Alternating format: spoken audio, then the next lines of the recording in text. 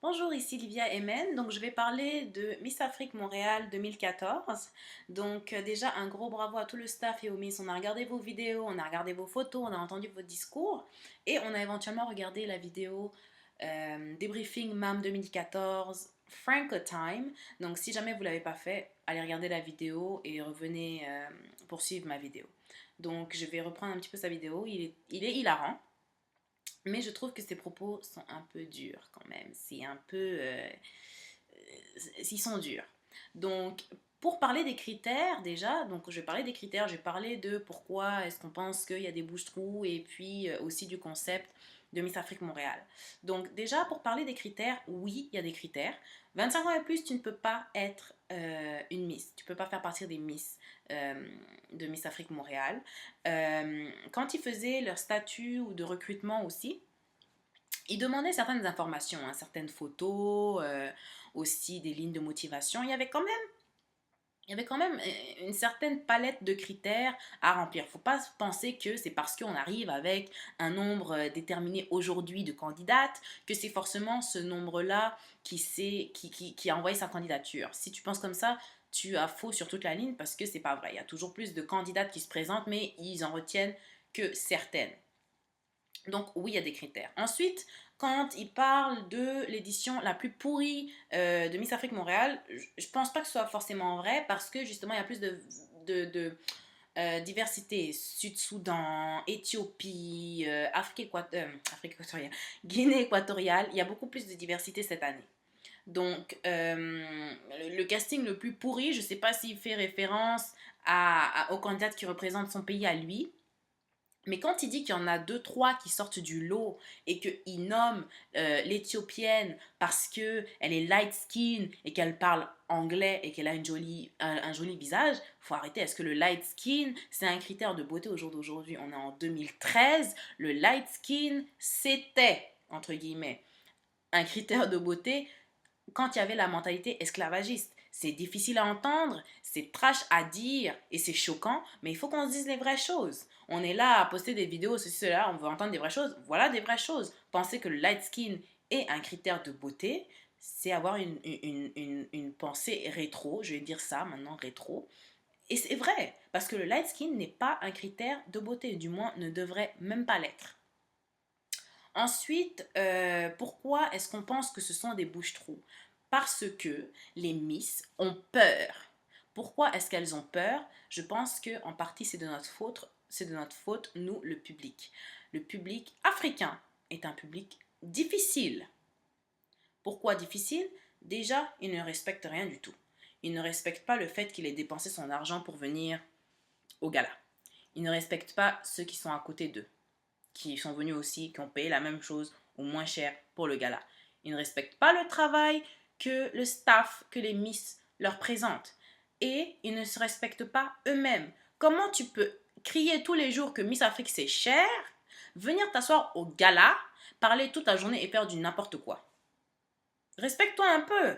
Tu viens pour passer du bon temps, tu viens pour te divertir, tu viens pour te détendre. Passe pas le temps du gala à parler. Je suis venue avec ma mère et ma tante. Comment moi je me suis sentie à ce qu'elles demandent aux gens qui étaient autour de nous de se taire pour qu'elles puissent suivre le gala. Je veux dire, il y a quand même un respect à avoir. Tu demandes à avoir du respect, il faut donner du respect aussi aux autres. Tu demandes à ce que ce soit un spectacle de qualité. Le public fait une très grande partie de l'équation. Il n'y a pas de spectacle s'il n'y a pas de public. C'est aussi simple que ça. Donc, au lieu de parler toute ta journée pendant le spectacle ou t'attendre à rigoler quand une candidate ne peut pas donner sa réponse à une question kilométrique, excuse-moi, mais va toi prendre un micro devant 1500 personnes, on te pose une question kilométrique, tu sais pas où ça commence, tu sais pas où ça termine, on va voir si tu vas pas commencer à shake. Faut arrêter de tout le temps venir vous assister à quelque chose pour voir les faiblesses, voir qui n'est pas assez fort, ou faut arrêter ça, faut arrêter d'avoir cette mentalité là. Ça nous apporte rien d'avoir cette mentalité là. Venir dire oh j'attends de Miss Afrique pour pouvoir rire.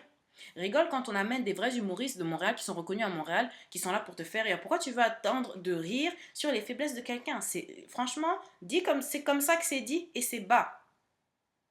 rire des faiblesses d'autrui. C'est très bas.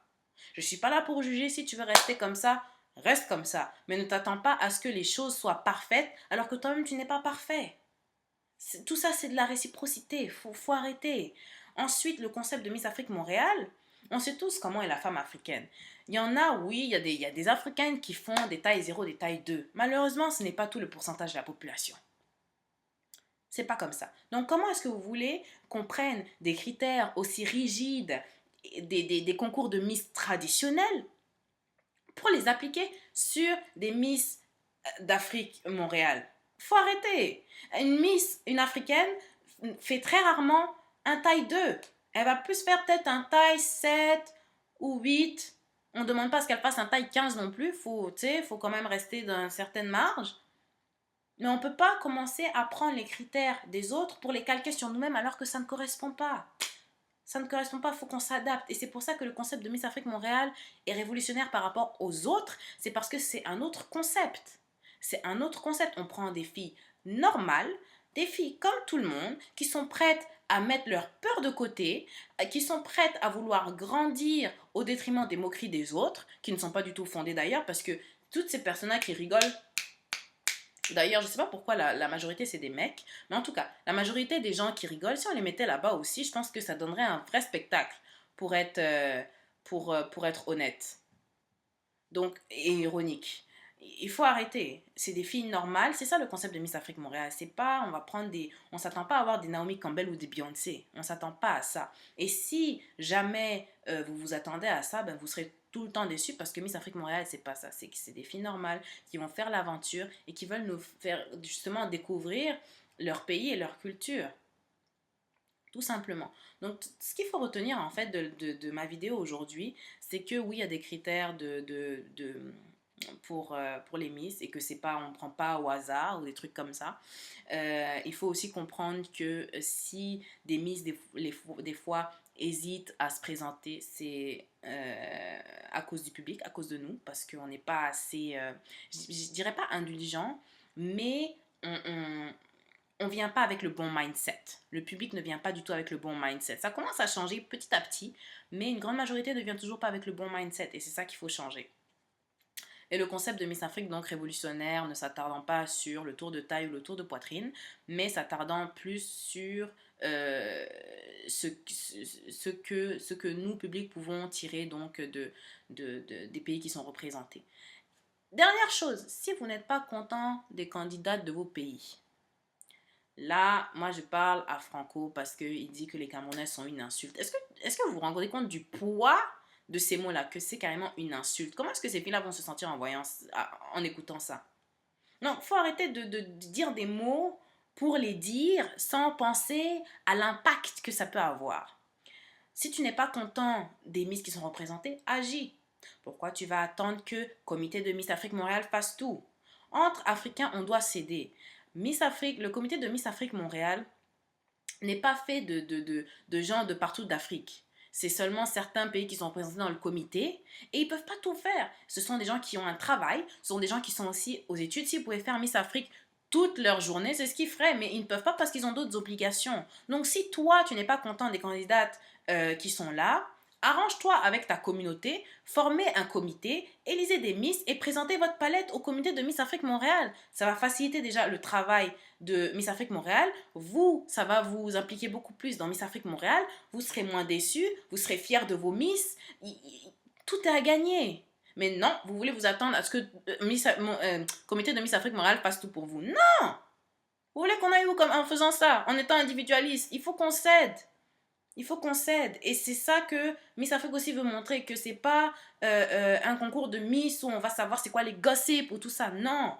Non, il faut vraiment qu'on cède et qu'on arrête de tout le temps vouloir dénigrer, que c'est la pire édition. Non, faut qu'on arrête. Moi, je pense que les filles se sont très bien débrouillées, même si c'est vrai qu'il y en a qui se débrouillent mieux que d'autres dès le départ. Mais c'est une aventure. Aventure, on part d'un point A à un point B. Le point B, c'est le jury qui décide. Le point B, c'est le produit fini. Le jury décide du produit fini. Nous, on a la chance de voir l'évolution. Le jury ne voit pas tout ça là.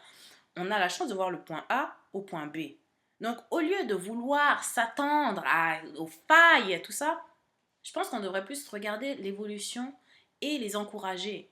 Il faut vraiment, il faut les encourager parce que des vidéos comme ça encourage pas les pensées négatives, ça tire tellement vers le bas. C'est plus facile de tirer vers le bas que tirer vers le haut, mais si tu veux devenir une meilleure personne toi-même, tire les autres vers le haut avec toi. Donc voilà, y a que ça qu'il faut retenir. Beaucoup de choses, mais je pense que c'était essentiel pour une meilleure compréhension de la vidéo de Monsieur Franco. C'est son avis, certes, mais il y a certaines choses qu'on est capable de changer et qu'il faudrait changer. Donc, Miss Afrique Montréal, rendez-vous en février, je crois, pour le produit fini. Ciao, ciao!